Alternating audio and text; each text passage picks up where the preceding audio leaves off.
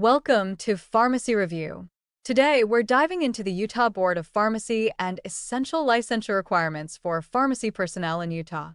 Whether you're a pharmacist, technician, or student, or prepping for the MPJ, we've got all the information you need to ensure compliance and kickstart your career. Stay tuned. Let's get started. Disclaimer. This channel provides educational content on pharmacy law, summarized by artificial intelligence. While efforts are made to ensure accuracy, information presented here may not be comprehensive or up to date with the latest legal developments. This content is for informational purposes only and does not constitute legal advice. Viewers should consult a licensed attorney or qualified professional for specific guidance related to pharmacy law and regulations. The creators of this channel are not liable for any actions taken based on the information provided. Always verify details with authoritative sources such as government regulations, professional organizations, or legal experts. Section 1. The Board of Pharmacy. Let's begin with the composition of the board. The Utah Board of Pharmacy consists of 7 members, 5 licensed pharmacists, 1 licensed pharmacy technician, and 1 public member. The public member is not just a placeholder. There are strict qualifications for this role to ensure objectivity and prevent conflicts of interest. This individual must be a Utah resident, at least 21 years old, never licensed to practice pharmacy, never the spouse of a pharmacist, never financially invested in the pharmacy profession, and must have never participated in any pharmacy-related activities. So this is someone with 0 direct ties to the field, designed to provide a true public perspective. Now, let's talk about the pharmacist and pharmacy technician members. These professionals must be residents of Utah for at least 3 consecutive years, have a minimum of 5 years of pharmacy practice experience in Utah after licensure, and maintain their license in good standing throughout their term on the board. These requirements help ensure that board members are not only experienced, but also well acquainted with the state's laws and expectations. Next, let's cover leadership within the board. The chairperson is selected through an internal vote among board members and serves a 1-year term. So each year, the board elects someone new to take on this leadership role. Now, how are these board members chosen? They are appointed by the executive director of the Department of Commerce. However, this is not done in a vacuum. The executive director is expected to consider recommendations from professionals within the field, as well as from related professional organizations. This ensures that the board reflects both expertise and representation from the community it serves. Each board member serves a 4-year term, and individuals are limited to 2 terms total in their lifetime. That's a maximum of 8 years on the board, allowing for both continuity and turnover. So, where does this board fit in the larger structure of government? The Utah Board of Pharmacy is not a standalone entity. It falls under the Utah Department of Commerce, specifically within the Division of Occupational and Professional Licensing, or DOPL. This is the agency that oversees professional licensing across various healthcare and technical fields in Utah. One important detail to remember: the law does not specify how frequently the board must meet. That's left open-ended. However, what is clear is that meetings are open to the general public. This is an important aspect of transparency and public engagement in regulatory processes. To summarize, the Utah Board of Pharmacy includes 5 pharmacists, 1 technician, and 1 public member. The public member must have no prior involvement in pharmacy. Members are appointed, not elected, and serve up to 2 4-year terms. The board operates under DPL, not independently. A new chairperson is elected every year by board members. Meetings are open to the public, but the frequency is not defined. Understanding the makeup and function of the board is crucial, not just for exam purposes, but also to appreciate how pharmacy regulation works in the state of Utah. The board sets the tone for professional conduct, licensure standards, and ultimately, public safety in the realm of pharmacy. Section 2. Licensure requirements. Let's start with pharmacist licensure requirements in the state of Utah. Who can apply? There are 3 main pathways to pharmacist licensure in Utah: new graduates from an ACP-accredited school of pharmacy, transfers/reciprocities, which also require an ACP-accredited education, foreign graduates, who must hold certification from the Foreign Pharmacy Graduate Examination Committee, or FPGC. Application fee. The application fee for all pharmacist licensure categories is $240.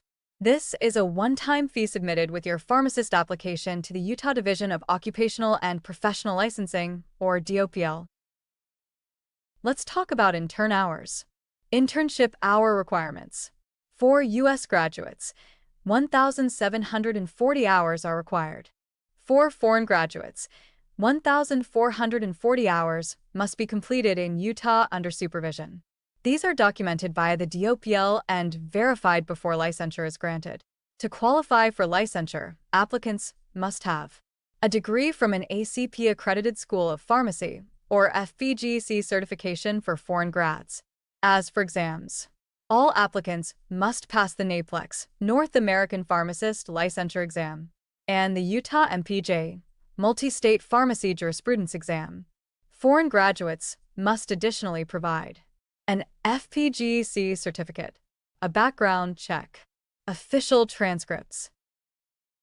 Let's go over what documentation is needed to complete your application. Official transcripts from your pharmacy school, a criminal background check, 2 fingerprint clearance cards. For reciprocity applicants, you also need to prove that you've practiced pharmacy lawfully for at least 2,000 hours in the past 4 years. Pharmacists in Utah are required to complete 30 hours of continuing education, every 2 years. That's 30 hours biennially, as outlined in our 156-17B 309. Let's break that down further with the special C topics. 12 of those hours must be live or completed via a live webinar. 15 hours must be focused on topics like disease state management, drug therapy, AIDS therapy, patient safety, or immunizations. 1 hour must be related to pharmacy law or ethics. There are also additional CE requirements if you perform specialized services. If you administer vaccines, you'll need 2 CE hours on immunization-related topics. If you administer prescription drugs or devices, that's 2 more CE hours specific to drug or device administration. And if you dispense self-administered hormonal contraceptives under Utah's Family Planning Access Act, you'll also need 2 CE hours in that area. Pharmacist license renewal. Pharmacist licenses in Utah renew biennially, and the renewal period ends on September 30th of every odd-numbered year. So, for example, if you're licensed in 2025, your first renewal will be due by September 30th, 2027. Reinstatement of licensure. If your license was revoked due to unprofessional conduct, defined in our 156-17B 502, here's the relicensure process. Submit a complete new application with supporting documents.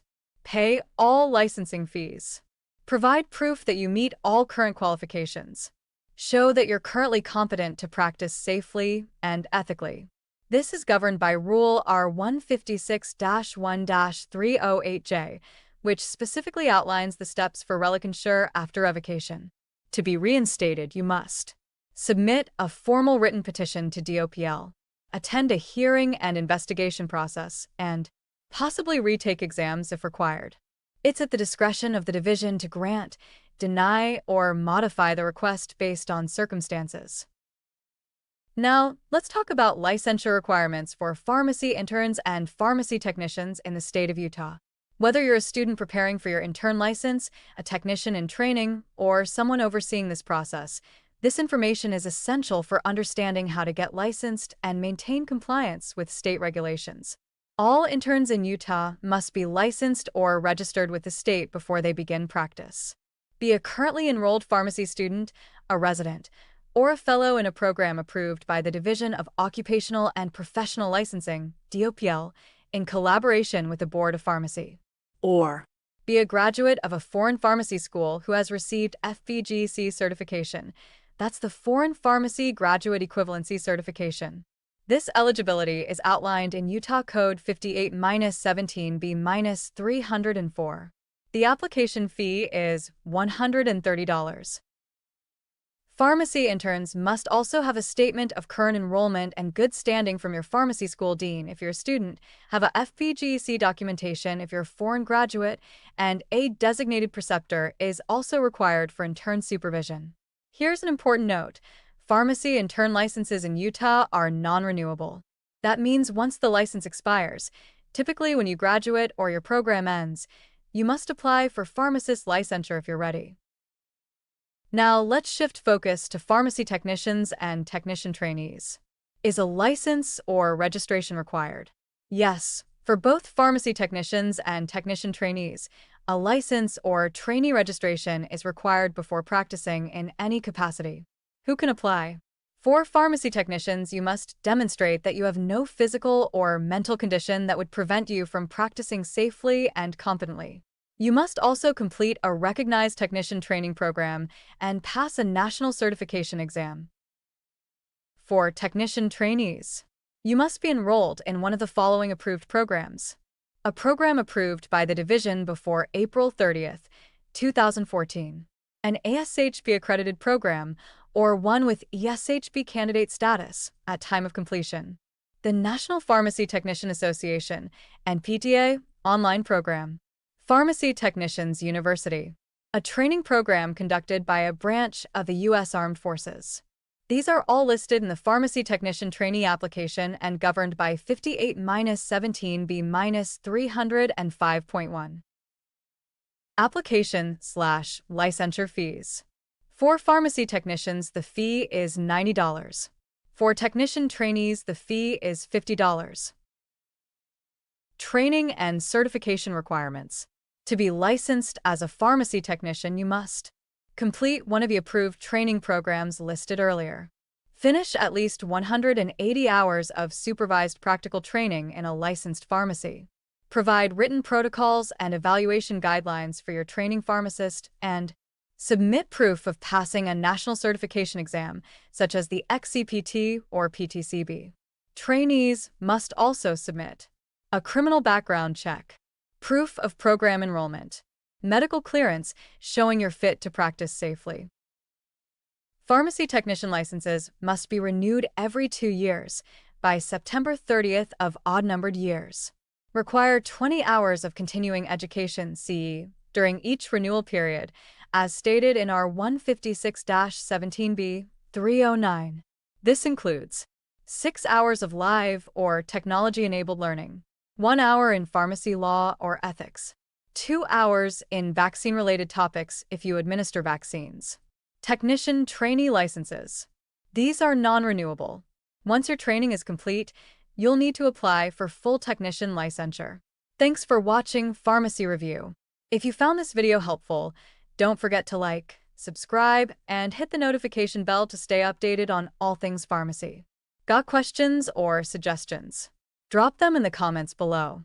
Until next time, take care and keep thriving in your pharmacy journey.